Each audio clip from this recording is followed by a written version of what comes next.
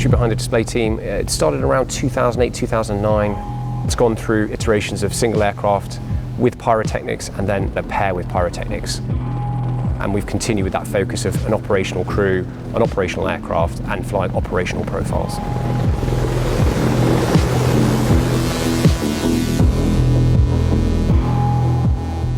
The Apache's role in the Army is it's our primary strike asset in support of ground forces.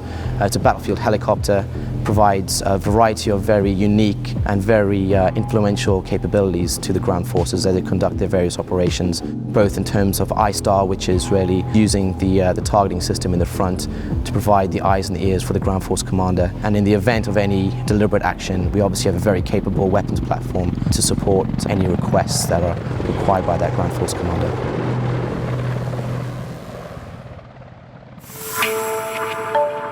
The display team initially started down at Middle Wallop with a non-operational focus to it. However, now it's taken more of an operational focus. So we have operational crews who are operating frontline day in, day out, displaying the aircraft with an operational fit to it. So it's displayed at the weight it can be flown operationally and also flown to its full limitations that are capable for that aircraft.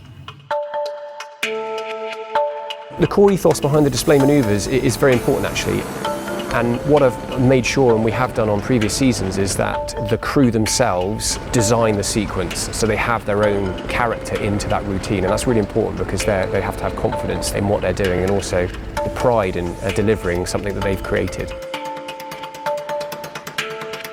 The reason people get involved in the display team, certainly from a pilot's point of view, is that it allows you to fly the aircraft to its full limitations and capability. It also allows you to hone your skills as a pilot.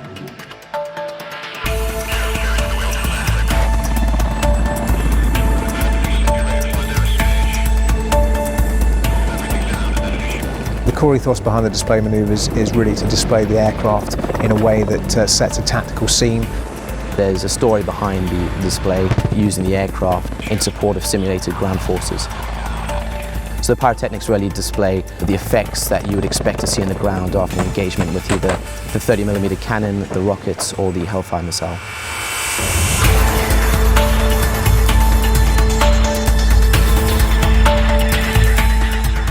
The aircraft itself, its performance characteristics, Rolls-Royce Turbomeca engines, they have each around 2,300 shaft horsepower. So that's the shaft horsepower of 4 Formula 1 Ferraris in the whole aircraft. It is designed to be incredibly stable in all of its flight ranges to make sure that the weapon systems are as accurate as possible. Having said that, she's very, very manoeuvrable. She can go up to around 140 knots, and indeed as part of the routine they will go up to that speed. The unique manoeuvres that the Apache display team is doing this year, primarily the 90 degrees nose up manoeuvres and the corkscrew, which is a very dynamic manoeuvre the other battlefield helicopters aren't capable of doing. And it just explores the envelope of the aircraft.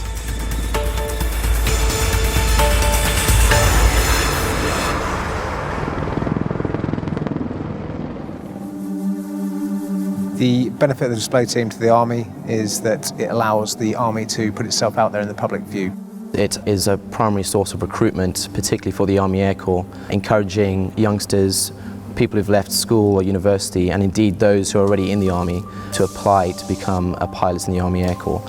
Clearly it puts the Apache in front of the public, and there's quite a privilege to be able to do that, and most importantly present the Army, Joint Helicopter Command, the Army Air Corps and the Attack Helicopter Force in what we like to think of the best possible light.